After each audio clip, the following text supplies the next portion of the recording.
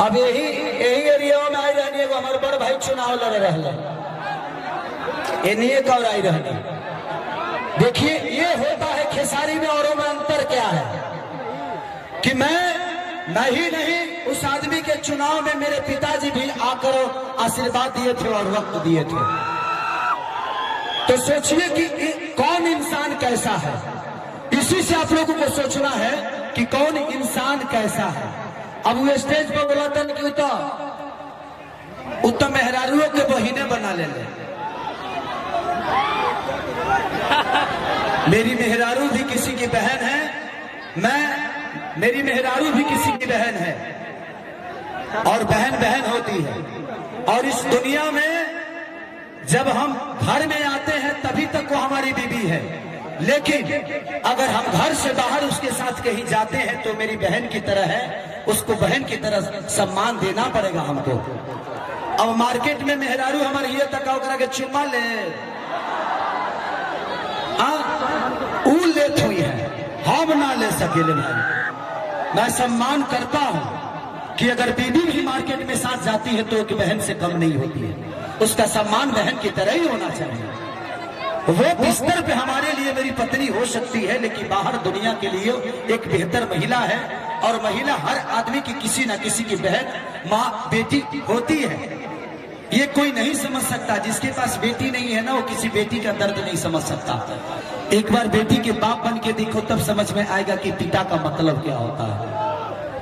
हर बेटी का सम्मान मैं इसलिए करता हूं कि मेरे पास एक बेटी है और वो बहुत प्यारी है।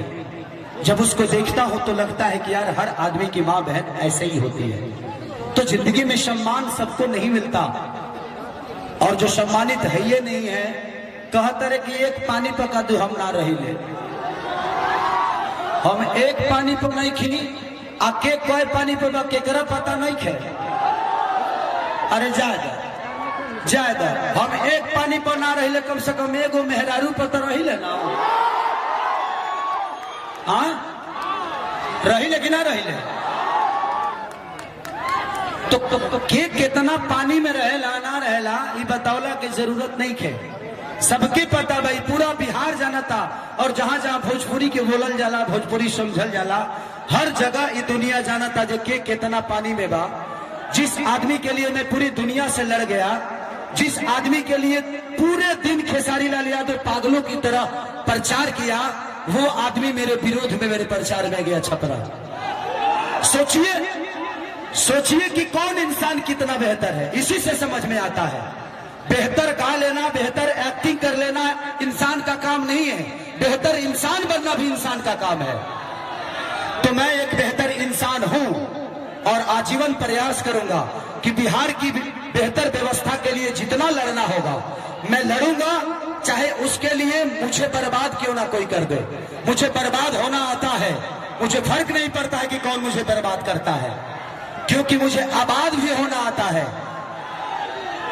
मैं लोगों के घर में नौकर भी रहा हूं, दूध भी बेचा हूं, झाड़ू पोछा किया हूं, लिट्टी चोखा बेचकर प्लेट तक धोया हूं। लेकिन आज खेसारी लाल यादव के घर में 15 गो नौकर होंगे तो वो अलग विषय हो गया।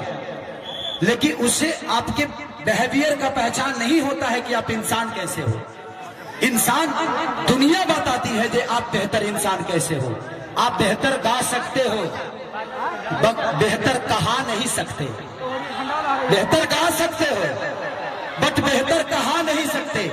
आज लाखों के भीड़ में हमारे माता बहन बेटी हैं, हमारे चारों भाई जिस पार्टी में है, बाबू बाबू बाबू बाबू बाबू बाबू अरे आराम से बच्चा।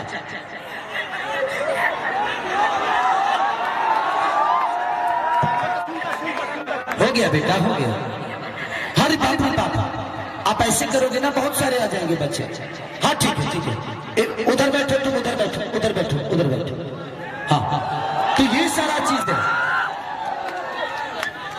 हम बेहतर गा लें और बेहतर कहाए ना तो कोई मतलब नहीं। आप मोहम्मद रफी से भी बेहतर कोई सिंगर होगा, लता मंगेशकर से भी कोई होगा।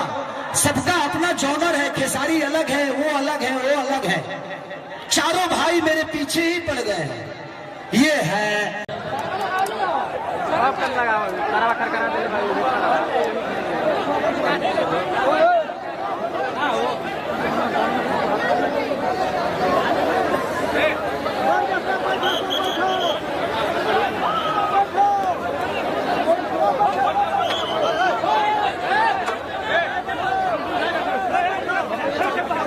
ठीक है कि टूट जाही राजा जी कि छीटा जवानी के उड़ेदा हो। अब इतना ना चुनाव में भाग दौड़ हो गए कि गला काम करत बाड़ा, अभी 10 दिन बादे काम करी। अब अकेला खेसारी इतना आदमी के कैसे संभारी, सबके सब हमारे पीछे पड़ल बड़ा जा।